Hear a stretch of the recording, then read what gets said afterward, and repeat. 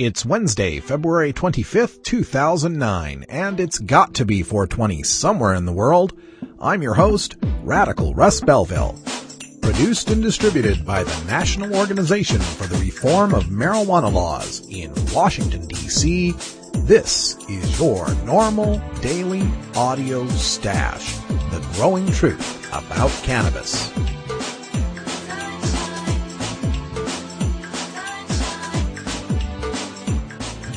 Welcome to the most popular podcast regarding marijuana in all of America and all the world, featuring interviews with scientists, politicians, doctors, prohibition policy activists, regular cannabis consumers, musicians, and NORML staff and NORML's board of directors, along with music and comedy no other podcast can offer.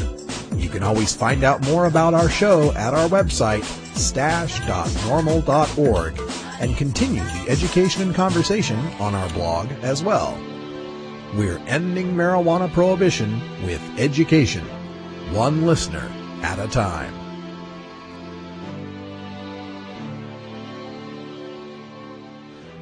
The podcasting and blogging technology for the NORML Daily Audio Stash is provided by Red Aphid Interactive Media. For your professional web design needs, visit redaphid.com. Good day, Stashers, and welcome to the podcast. Yesterday we had quite an exciting day with breaking news on both coasts, with marijuana legalization on the West Coast and medical marijuana on the East Coast. This led me to putting up another one of our virtual bowls where we discuss an issue that's in the news up on the stash. And this one included a poll where I asked if California succeeds in legalization of marijuana, and then I left a dozen possibilities and asked you to check any of them that you thought were true. Well, over half of you, 54%, said if California succeeds in legalization of marijuana, at least two other states will soon follow. 36% of you thought that you would definitely vacation there within a year. 34% of you said the market everywhere will be flooded with good, cheap California buds. And 27% said that crossing the California border is going to become a huge pain in the ass.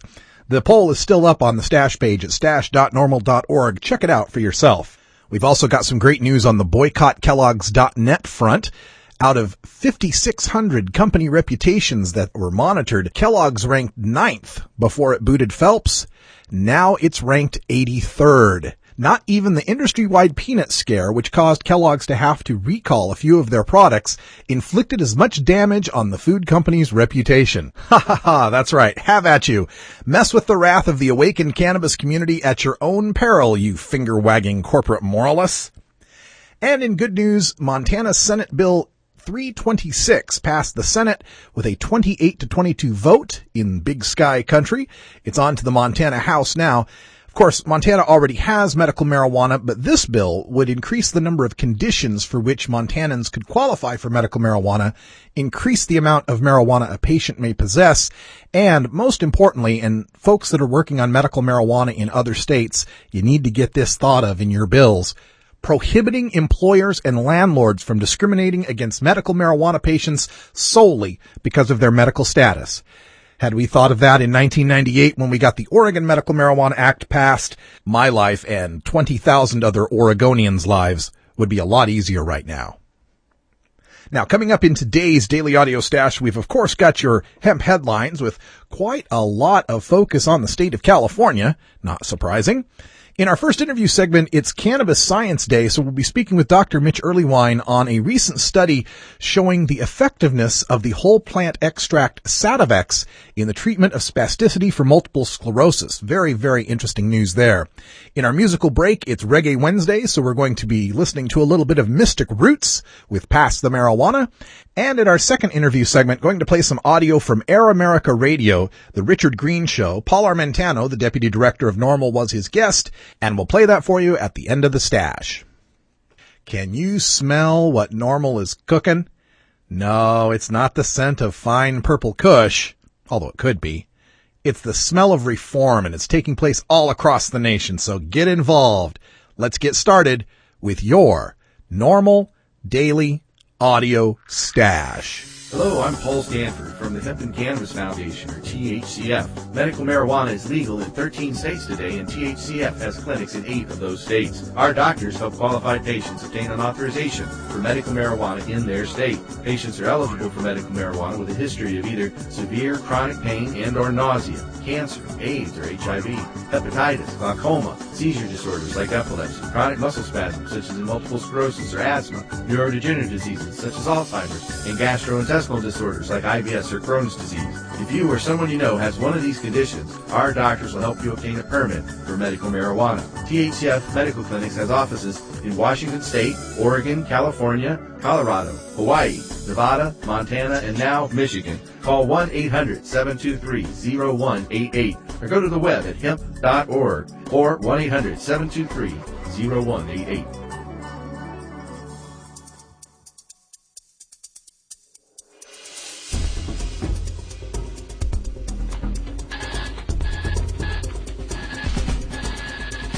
Now it's time to take a look at the latest stories about marijuana from news organizations across America and around the world in our NORML daily audio stash, Hemp Headlines.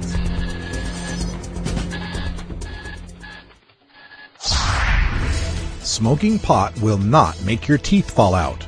From the study Cannabis Use and Destructive Periodontal Diseases Among Adolescents, Drs. Rodrigo Lopez and Vibeke Bjelum, Department of Periodontology, School of Dentistry, University of Denmark. Abstract. The aim of this experiment was to investigate the association between cannabis use and destructive periodontal or gum disease among adolescents. Data from a population screening examination carried out among Chilean high school students from the province of Santiago were used to determine whether there was an association between the use of cannabis and signs of periodontal diseases as defined by the presence of necrotizing ulcerative gingival lesions or the presence of clinical attachment loss of 3 millimeters. The cannabis exposure variables considered were ever use cannabis, yes or no, and regular use of cannabis, yes or no. The associations were investigated using multiple logistic regression analyses adjusted for age, gender, paternal income, paternal education, frequency of toothbrushing, and time since the last dental visit.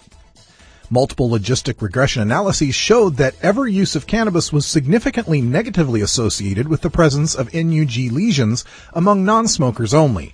No significant associations were observed between the presence of CAL 3 mm and cannabis use in either of the smoking groups. Conclusion: there was no evidence to suggest that the use of cannabis is positively associated with periodontal diseases in this adolescent population.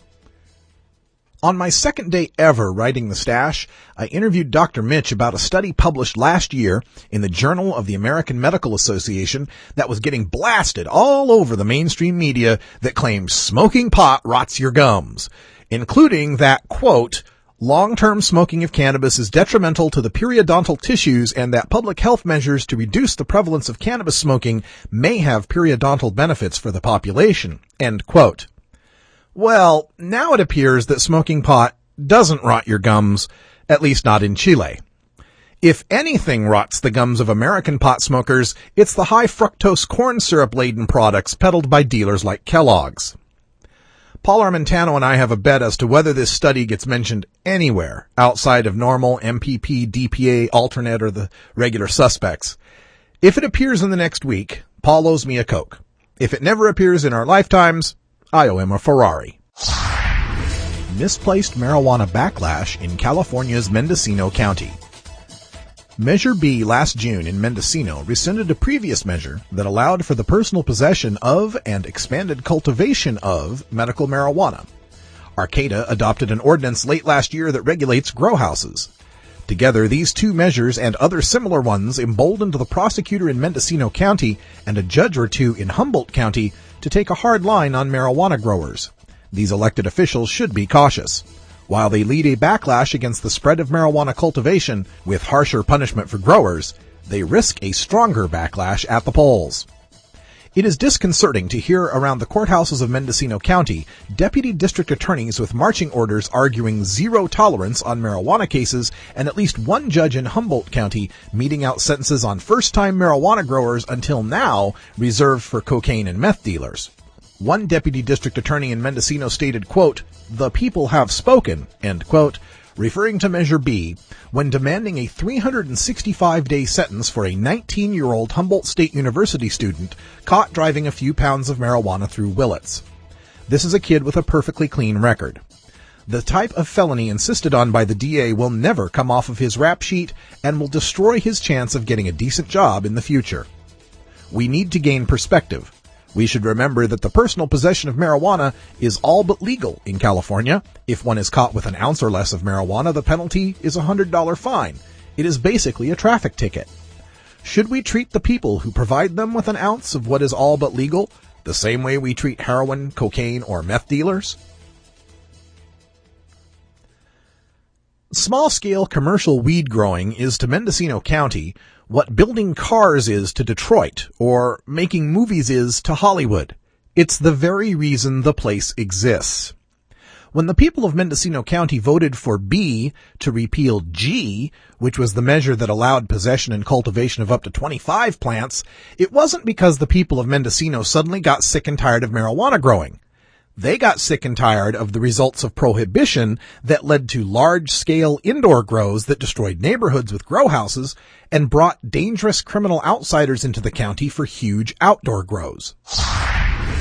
California student drug use much more prevalent than previously thought. Past state and national surveys have missed the mark for measuring substance use among secondary school students, according to the 12th Biennial California Student Survey. The report was amended to include first-time alcohol use, illicit drugs, diverted prescription drugs, and cold or cough medications used to get high in the total percentage of respondents who tried at least one of these in their lifetime. The survey stated that as a result of the added questions, 60% more ninth-grade students reported they used at least one drug in their lifetime. The number of students in 11th grade who reported use of illegal drugs rose to a whopping 74%. For the entire 2007-2008 California Student Survey, go to the web at www.safestate.org. Well, I'm really glad to see that alcohol and abuse of over-the-counter medications and prescription drugs are being paid attention to here in this California Student Survey. It's almost as if marijuana these days is old school and passé. And I wonder how many of the young people that choose these more dangerous drugs, because of the drug testing for marijuana and the more stringent punishment one faces for the positive test. I don't recall any stories of kids being expelled, sent to juvenile incarceration, or dropped from scholarships for getting high on cough syrup. California dispensaries hit hard by recession, cutting staff and pay. San Francisco. One might guess that tough economic times would only fuel the desire for mind-altering substances. For San Francisco's cannabis clubs, however, nothing could be further from the truth. The deepening economic crisis has hit the dispensaries hard, forcing the nonprofit collectives to cut staff, business hours, and donations to charities. Charlie Alazare, manager of Bay Area Safe Alternatives, said business has dropped about 60% since summer, as the economy forces patients to buy smaller quantities.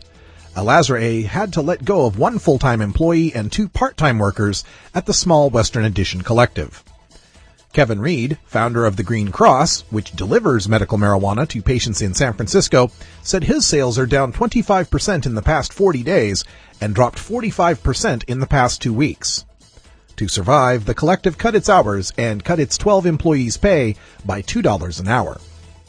The cost of the pot hasn't risen, but the $300 an ounce price tag has become a heavy burden for people who have lost their jobs and cut back on expenses. Insurance does not cover medical marijuana. Well, imagine that. In tough economic times, that $45 an eighth or $15 a gram price is just a bit too steep, huh? Some supporters of medical marijuana do not like us legalizers. They may feel that we confuse the issue of medical marijuana, that they want to be known as patients, not potheads.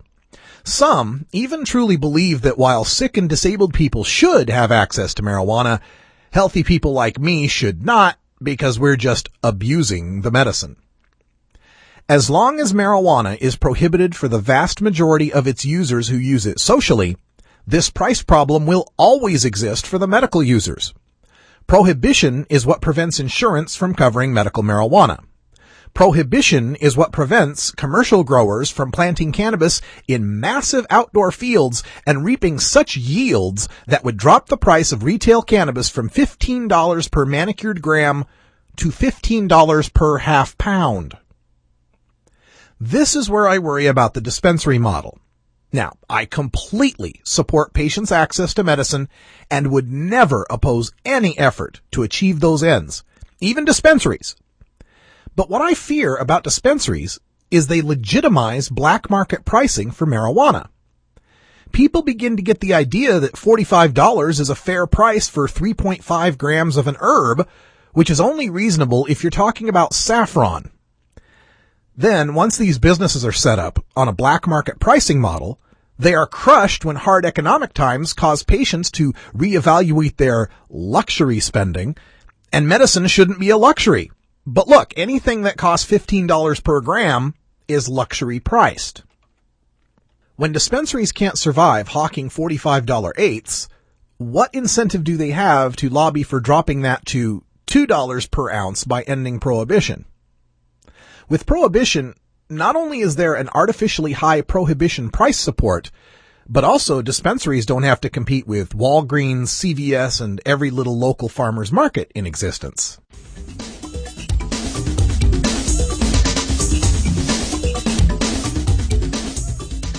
There were 765,000 marijuana arrests in 2007. That's not for dealers and kingpins, no, that's just for simple possession. Multiply that by the average cost of each arrest, and what have you got? $7.6 billion spent on people just smoking some pot. That's enough money to buy health insurance for every child that needs it. That's enough cash to adopt every stray dog and enough left over to feed it. Mr. Obama, I kinda wrote this song for you. You got my vote for change. Now let's see what you can do. Visit NORML.org today.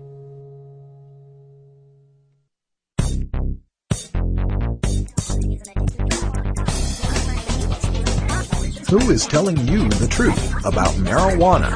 The government? Scientists? Doctors? Which claims are scientifically valid and which claims are reefer madness? Every Wednesday we separate the stems of propaganda from the buds of truth with NORML's look at cannabis science. Time once again for a dose of cannabis science with Dr. Mitch Earlywine. We're going to take a look at a study that just came across our desk here from one of our email lists, and this is about the use of the Sativex spray. And before we get into that, Dr. Earlywine, maybe we ought to tell some people, because they might be new to the stash, that they might not understand that there's these different marijuana type drugs and synthesized pharmaceuticals that people are trying to make that use marijuana, and people get confused between Sativex and Marinol. Let's give them kind of a rundown of what the difference is and what's going on with that. Absolutely. Marinol, or dronabinol as it's called generically, is basically THC and only THC in a sesame seed sort of oil in one of those tablets that looks a lot like one of your vitamin E capsules. And unfortunately, it's orally administered, takes a long time to digest, because it's only THC and not any of the other cannabinoids. It can make some people really spacey, tripped out, almost hallucinating. So, I mean, it's got some really rough effects on at least a subset of folks. And unfortunately, it's very expensive. So at one time, at least, the high-dose pills could be $11 a piece. Even with some of the new price arrangements, folks would end up spending, $18 to $30 a day to be on Marinol. So clearly that was a drawback. Sativex is a spray that's made from the plant itself. It's not an artificial THC, and they have different versions that can have other cannabinoids, particularly cannabidiol, in there as well as the THC, which seems to take the edge off some of those crazy, heady effects that folks were reporting on pure THC. And it's sprayed in your mouth rather than ingested in your stomach.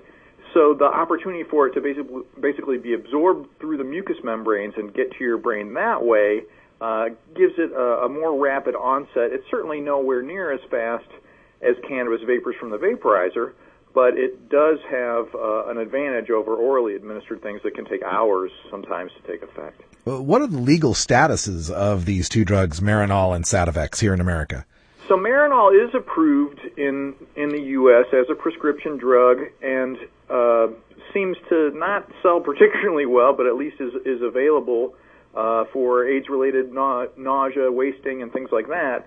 And unfortunately, Sativex has not been approved here yet, although they seem to be making progress in the U.K., and this new study is going to help them out a lot as far as getting that approval. Well, let's talk about this study. This one has to do with multiple sclerosis, and this is a condition that is often in the medical marijuana statutes across the United States. This study gives more credence to that designation, don't you think?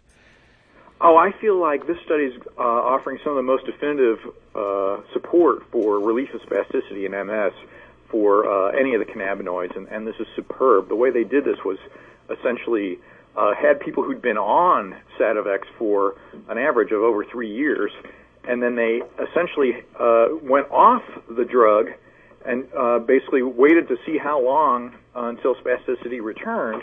And it turns out that Sativex has been a splendid drug as far as this is concerned, and there was no withdrawal from the Sativex even when these folks were moved to a placebo version of the drug, and they folks who didn't have the placebo ended up maintaining their gains on the spasticity, while the other folks ended up having a return of these symptoms markedly more rapidly. You know, that brings something up. You know, we've talked many times before about different studies and how it's hard to study marijuana because of some of the ethical considerations involved. What are the ethical considerations in taking away a medicine from people that you know, or at least have seen to be effective, and waiting to see for symptoms to come back? That seems a little strange. I got to hand it to the folks at GW Pharmaceuticals, and they did this in the UK, so some of the institutional review board arrangements are a little bit different, but they were monitored very carefully throughout this whole procedure.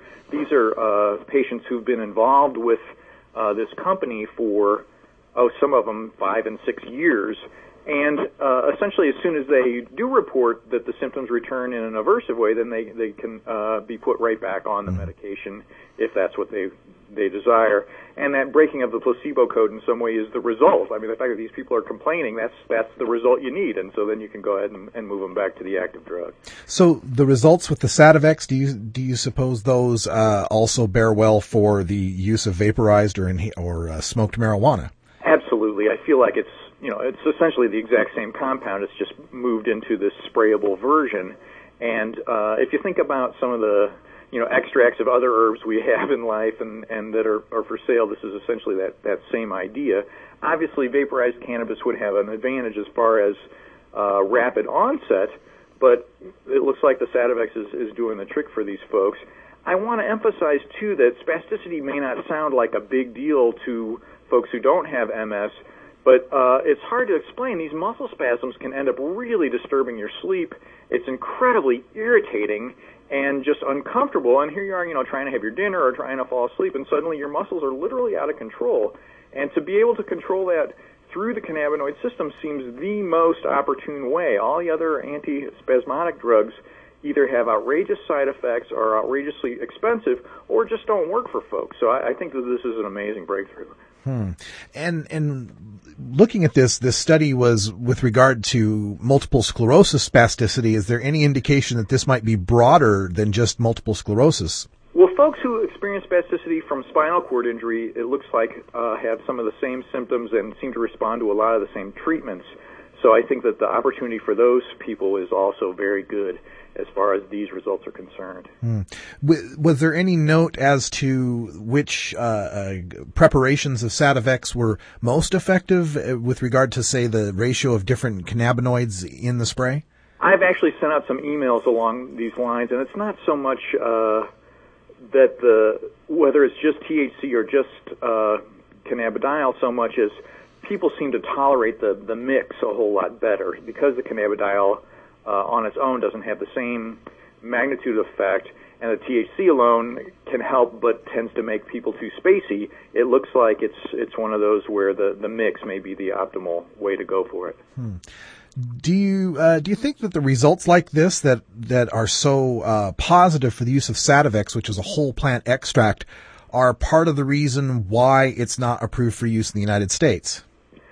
I'm a little confused about the FDA approval on this one, in that here we essentially have the exact same chemical that's in Marinol, so clearly THC has been approved for a whole host of illnesses. Why shouldn't this just be able to go right through? I'm really concerned.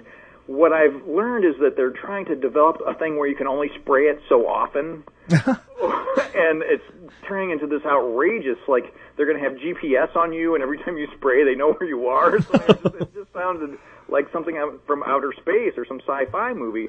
And so I feel like if those are the demands they're going to make, they're going to find that everybody's just going to turn to the underground market for medical cannabis, because this is outrageous.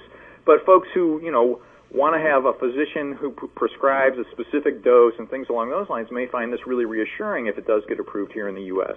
Are the other cannabinoids controlled substances? It's interesting because cannabidiol is sort of in this weird gray area right now and isn't actually produced. It's like you can't get a cannabidiol pill, so it doesn't seem to be in the same situation. And then there are 60 some odd cannabinoids that are basically unique to the marijuana plant, and none of those have been produced commercially, so it hasn't been a big issue as far as scheduling. Well, this is really exciting to hear this research coming out and justifying what anecdotally a lot of multiple sclerosis patients have told me. I've known quite a few who've worked, managed to be able to keep working thanks to the medical use of marijuana, and it's nice to have the studies back there to back them up. Before we wrap things up, Dr. Earlywine, anything else you'd like to tell our listeners about these studies or just about the news in general? Well, I'm just eager for everybody in California to send things to their state reps, and if they want a link to this, they're welcome to email me or just look it up on the net, and let's make as much progress as we can on these new legislations.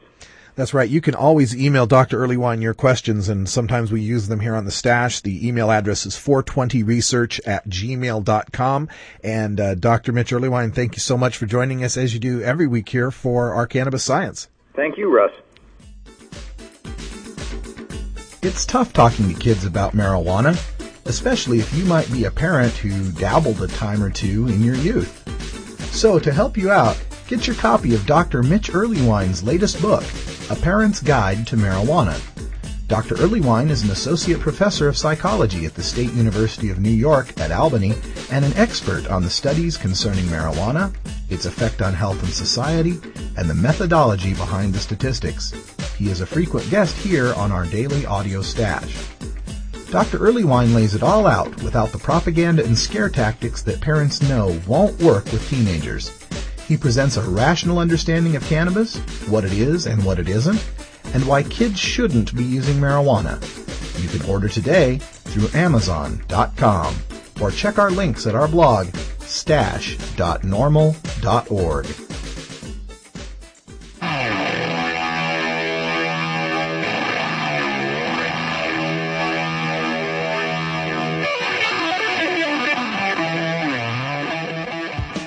The battle to end adult marijuana prohibition can sometimes seem endlessly frustrating and impossible to overcome.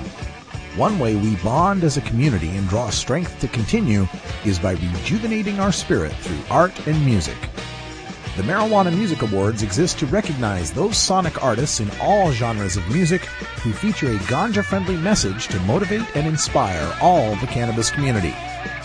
Our daily Toker tunes, brought to you by MarijuanaMusicAwards.com, feature the finest in blues, rock, jazz, hip-hop, rap, reggae, country, bluegrass, and dance music to enhance that 420 feeling and refresh all you stashers for another day on the front lines of the drug war. Enjoy this cut from MarijuanaMusicAwards.com and visit our blog at stash.normal.org to learn how you can vote for your favorites and enter your Toker tunes in the 2009 Marijuana Music Awards.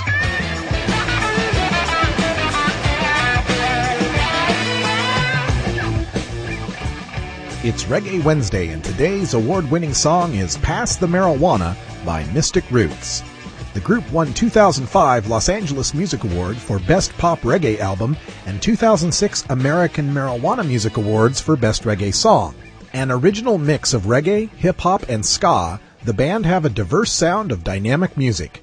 Mystic Roots promote positivity and spread the message of conscience with a style that is refreshing and energetic. The Mystic Roots Band can be heard on numerous TV commercials, movie soundtracks, Fox Sports, and radio stations. Having performed more than 600 shows over the past 9 years, Mystic Roots are topping Amazon.com's chart of independent artist sales, were recently voted a #1 band in Playboy magazine, and are top-ranked in both reggae and hip-hop on MySpace. The list of bands Mystic Roots have shared the stage with reads like a who's who of reggae music, including The Wailers, Pato Banton, and Gregory Isaacs. The groundbreaking news is Mystic Roots is now the official band for UK reggae legend Pato Banton. Currently, Mystic Roots are traveling with Pato Banton on the Stay Positive Tour across the US, Canada, and beyond. A new Pato Banton Mystic Roots album is now available at patobanton.com, and to keep updated about Mystic Roots, check out mysticroots.com and myspace.com/mysticrootsband. Enjoy the 2006 American Marijuana Music Awards Best Reggae Song, Pass the Marijuana by Mystic Roots. Let's focus our discussion first on marijuana, okay? Marijuana has a very distinct smell, okay? I'm going to pass around just a little tiny bit, and I want you all to take a smell so you know when someone is smoking marijuana near you.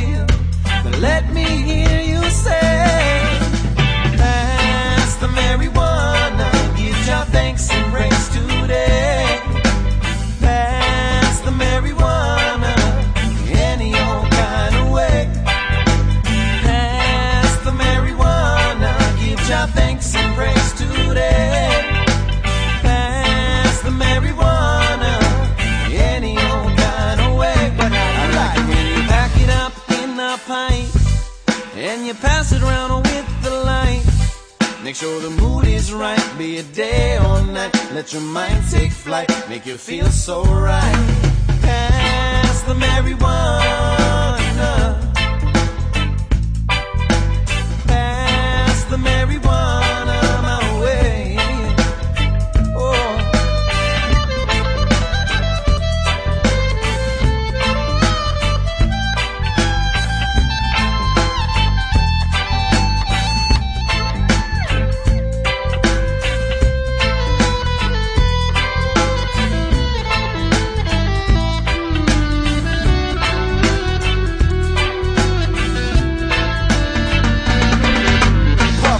Magic Buddha, here I come once again. Taking hit number 10 and representing West Marin. I be filling my mind with knowledge as my lungs are filled with smoke. Cough, choking on the potent, smoke inside my throat. From Chico, California to my home in the Bay. Say, we like to smoke out every day. I be northern light smoking, hit the joint until I'm choking. My eyes are turning red and I can barely keep them open. The mystic roots be knowing that the way of the walk is stone. Ask, say by Irie, Johnny Kiner, Shane will say it's on. I got the thin mustache, I need another hit to hash. Cause I smoked on my grass, just got the pipe, I'm full of ash. I'm stanky from the dank and I can only want some more. They call me cool from mystic, just like I told you before. Give me the green bud, cause 215 legalized. I be the ganja connoisseur, I like it crazy crystallized. So pass the marijuana my way, and some paper so that I can roll a J.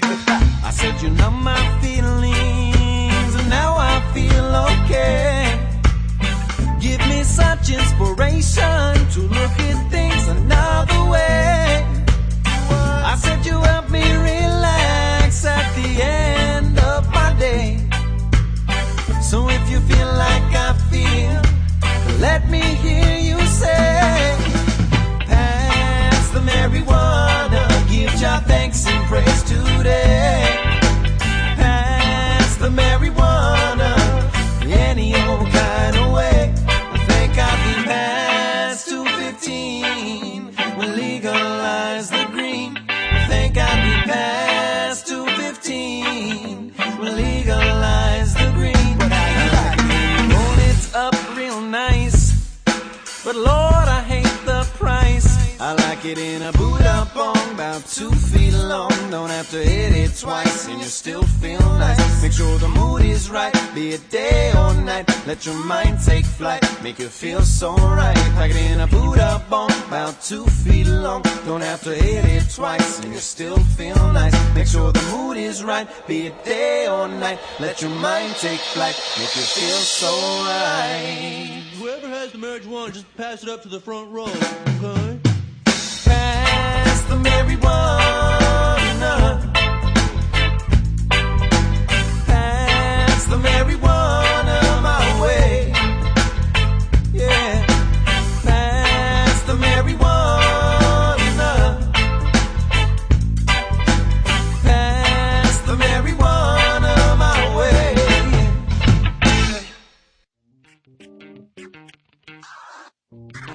76% of Americans no longer support arresting and jailing marijuana smokers, and nearly as many support the medical patients having access to medical marijuana. And over 80% of our citizens now believe the war on drugs is an ineffective failure. So the question is, when will the government's misguided war on adult marijuana smokers finally end? When? Simple. When you and your like-minded friends, family, and coworkers get involved with an organization such as the National Organization for the Reform of Marijuana Laws, also known as NORML. My name is Keith Stropp, and I founded the organization in 1970. Contact us at NORML, toll-free, 888-67-NORML, or by visiting the organization's up-to-date webpage at www.norml.org. NORML's Deputy Director Paul Armentano was recently a guest on the Richard Greene show, known as Clout with Richard Greene, on the Air America Radio Network. That segment is now reproduced for you here. For all of you pot smokers and people who think that it's just not right to criminalize marijuana, we had this gentleman on not that long ago with respect to the Michael Phelps situation. Paul Armentano is Deputy Director of NORML, the National Organization for the Reform of Marijuana Laws. And finally, maybe because California is broke and we need to raise taxes, this is the environment to propose this, because there's an estimate of $1.4 billion in annual revenue for this idea. Paul, tell us what happened in Sacramento today. Well, Richard, I'll tell you, it's not every day that you have a California State Assemblyman, a sheriff of a major city, a sitting California State judge, an Oakland City Council member, and the chairwoman of the State Board of Equalization, which essentially is the branch of government that oversees taxation in the state of California, holding a press conference and proactively saying it's about time we tax and regulate the sale of marijuana in a manner similar to alcohol. But that's what happened this morning. Welcome to the planet. I mean, that idea has only been ripe for, 30 years, 40 years? But better late than never. California made marijuana illegal in 1913, believe it or not. So this is almost, 100 years in coming. Wow. And you said in your email to me, and I just got your email a few minutes ago, and it said, well, all three major news networks are covering this story. So tell us what the legislation is. Well, it is Assembly Bill 390, and it was introduced by a California assemblyman from San Francisco named Tom Armentano, and it is called the Marijuana Control Regulation and Education Act. And essentially what this bill would do is it would allow for the state to tax and regulate the commercial production and sale of marijuana in a manner Hold on similar one to second. alcohol. Paul, I just need to applaud. Thank you, Tom Armentano. Thank you for being a sensible human being and having the balls to do this. What was it like in the press conference? Was it a serious thing? Were people making fun of it? It was very serious. As you mentioned, the major news networks were there. The major California papers in the East Bay and in Sacramento were there covering it. And I turned on the news at 6 o'clock Pacific time to see all the networks cover it, and there was a very serious tone in their coverage. As many of your listeners probably know, California is $42 billion in the red.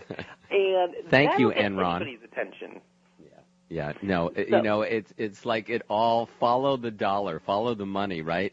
And it's like we're gasping for economic breath, and it's like, let's legalize pot and tax it. What a great idea. Okay. And what was interesting was to have a spokesperson from the Board of Equalization there saying that by her own estimates, this bill could raise $1.4 billion in revenue annually, and that's based on an excise tax on the production of marijuana, and it would also be based on a sales tax that consumers would pay if they were purchasing marijuana and they were over 21 years of age. And I've got to say, this idea of sin taxes to help states with their budget woes, this is hardly a radical idea. States have done it previously with gambling, and we've seen a number of states right now that are facing budget crises that are talking about increased taxes on liquor. I know the state of Connecticut, where I am, my home state, is talking about the radical idea for New Englanders to actually sell booze on Sunday because they want the revenue. So it is only logical that a state like California would acknowledge the reality that literally tens of thousands of adults in this state use marijuana. Are you kidding Why me? are we spending limited fiscal dollars trying to punish them when we could be raising revenue off the use and sale of marijuana? I see a trend here. By the way, I think it's more than tens of thousands. We have a very big state here. Let's not stop there. How about legalizing prostitution? So people, you want to smoke pot? Great. Contribute to the state of California. You want to have sex with someone, deal with your wife or your girlfriend or whatever, but we're raising money for California. It's like a bake sale. It's a sin bake sale for for California. I love it, except I have a problem with calling either of those things sins. But Paul, yeah, exactly. Paul Armentano, listen, thanks so much for keeping me informed. Anything that happens, you're welcome to call in anytime. As you know, this is an issue that I am very passionate about. It is insane. It is hypocritical. And let's also decriminalize the growing of industrial hemp and medical marijuana. Well, that would be taken care of in this case anyway. But for God's sakes, it's time to get NORML.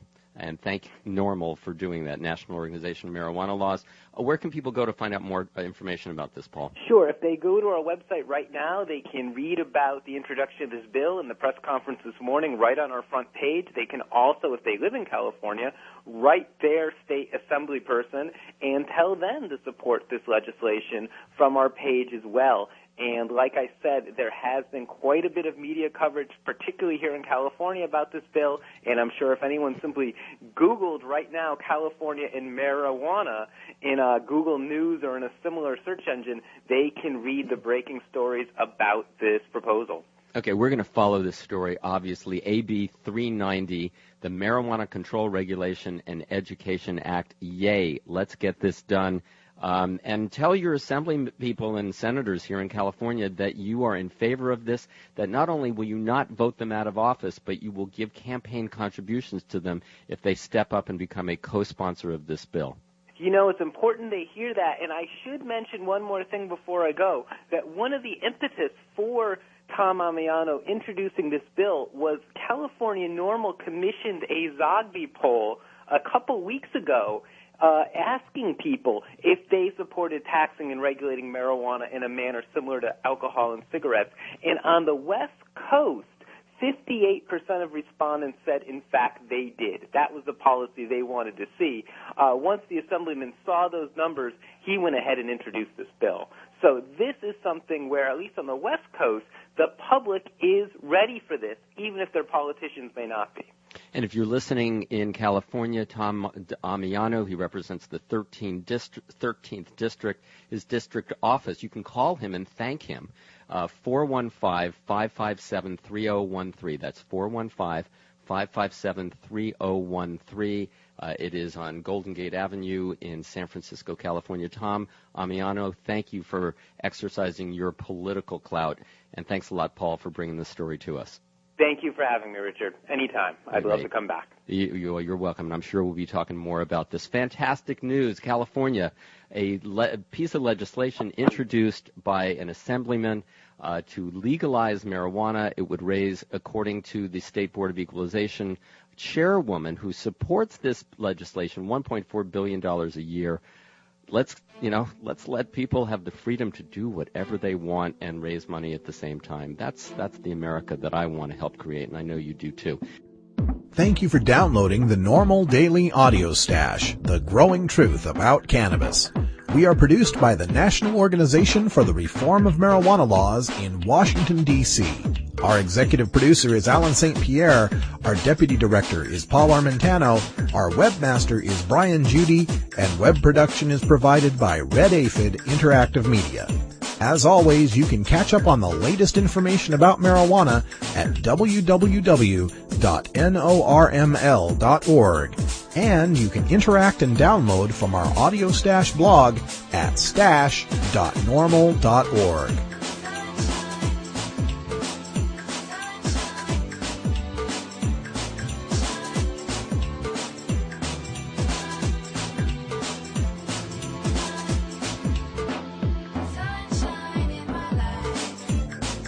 For everyone here at NORML, I'm your host, Radical Russ Belville, hoping all your harvests are bountiful and your encounters with law enforcement are non-existent. We leave you today with a reminder to take a look at the latest little upgrade on the Daily Audio Stash blog at stash.norml.org, and that's the addition of those cute little smileys, the little graphics that you can put in your comments. There's a full guide up on the stash right below the fresh stash on the right side of the page, so check it out. Also, want to remind you that if you want to help out and participate in the stash by being a contributor of either audio or text commentary on the blog, send me an email at stash@norml.org. This is all about teamwork, folks, and I could use all the help I can get. Thanks for downloading the stash and helping to make us one of the most popular news and public affairs podcasts on marijuana all across cyberspace. And until next time, take care of each other, tokers.